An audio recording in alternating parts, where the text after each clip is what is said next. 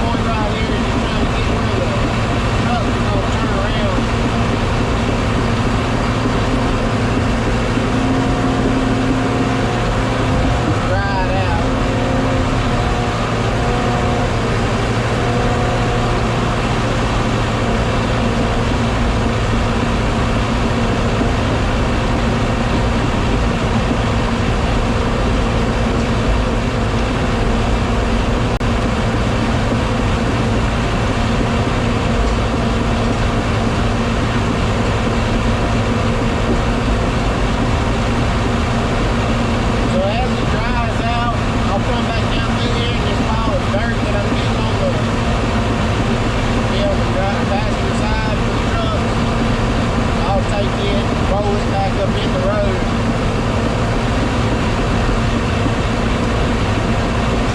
And the trucks are packed it back in.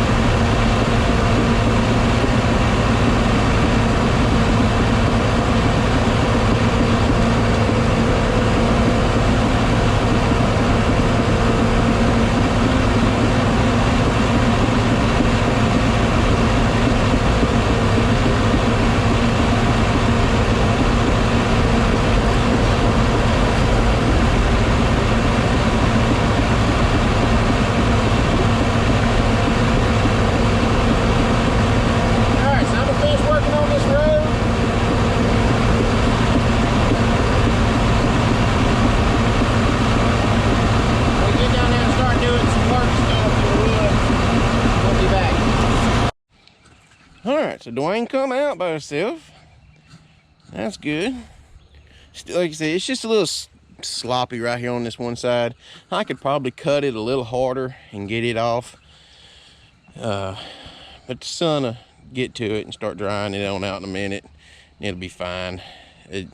Honestly, though, I probably need to, because this little strip of bushes right here where the road starts slanting over, it's just like that all the way down through yonder. But we got the biggest slick off of it. I'm almost positive trucks turn around here with no problem now. They're gonna have to hit it pretty hard and get their trucks on over where that redder area is and just jab their trailers out there however. But I think they'll be able to, as long as they run off in there hard.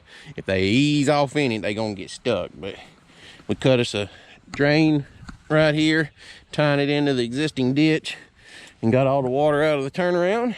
And she's ready to rock and roll and dry up. Let's go find us a cutter. I believe we're gonna start with the track shear this morning. Mickey cut down roads yesterday by himself while I was in Houston, and crew did a fantastic job yesterday. It was just Mickey and Michael.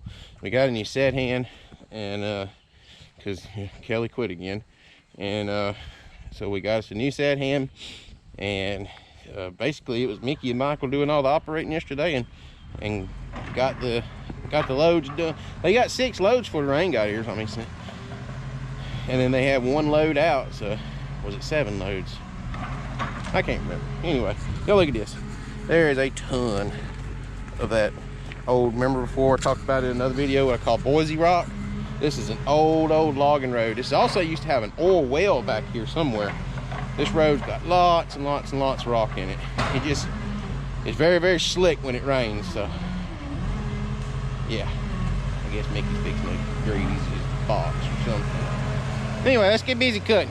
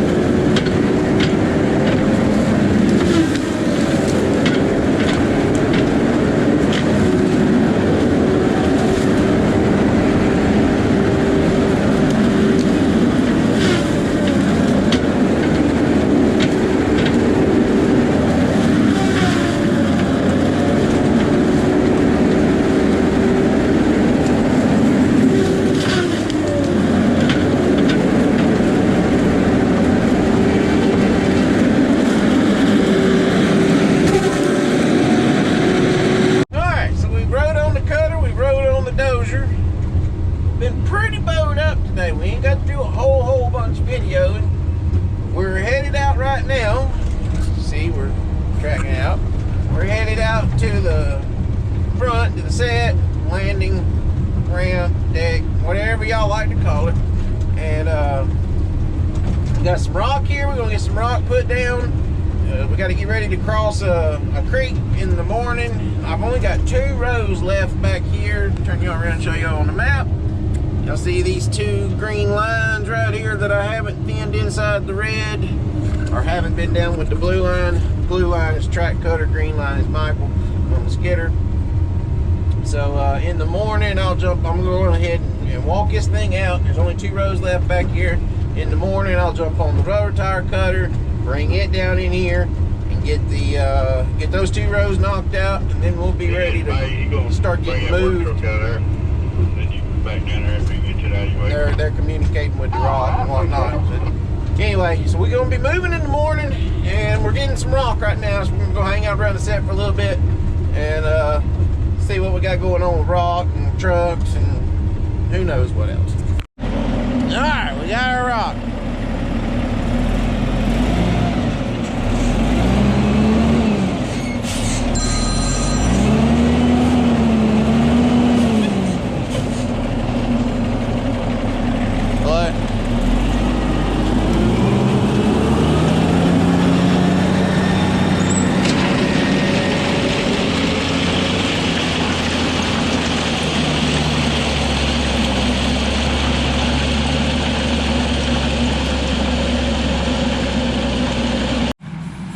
Alright, so we got our rock down.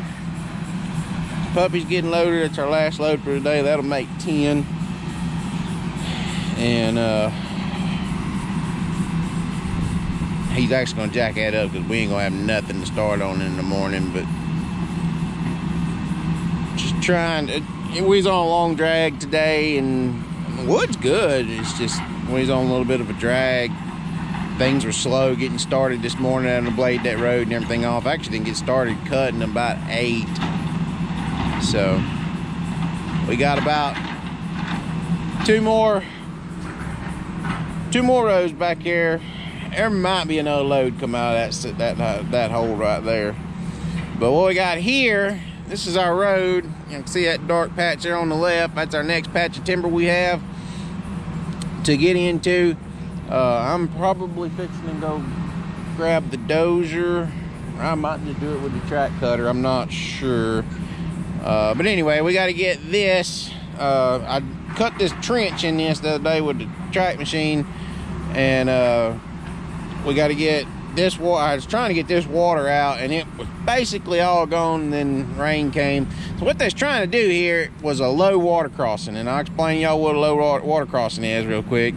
Low water crossing is typical. There's no culvert here. So what they were trying to do, or what should have been done, is kind of, let's see here, kind of somewhere about there, maybe in the road. They should have started really cutting the road down and got it down to where the base of the road was as low as, you know, by the time they got here, cut it at a slope until right here where the main channel where this water is flowing, it would have been even with the, or just a tad below the channel here, or angled across, you know, from a high spot over here down to a low spot over here to promote water flow. And then you line this with big rock, and then you cap it with small rock, and it's then what you call low water crossing. You don't ever have to worry about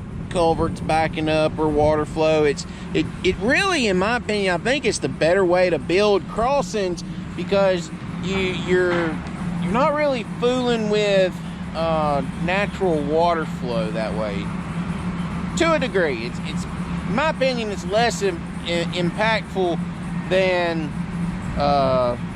putting a culvert in, because when you put a culvert in over here, then it's going to be solid dirt, and then however big that pipe is, if you didn't do your math right to figure out how much water is going to be shed from this side, and then it's all going to come together here, and so many gallons per acre is going to come off of that, then that's got to fit through XYZ tunnel formula and all that. And, you know, just say you put too small of a pipe in, then on this side, or whatever your high side is, you create somewhat of a dam, and then it can't flow through. That's kind of like you see bridges and stuff, to give you a better idea on that. Like you see a bridge somewhere and it's in a low area, so before they got to the creek, they built it up, you know, 20 foot high.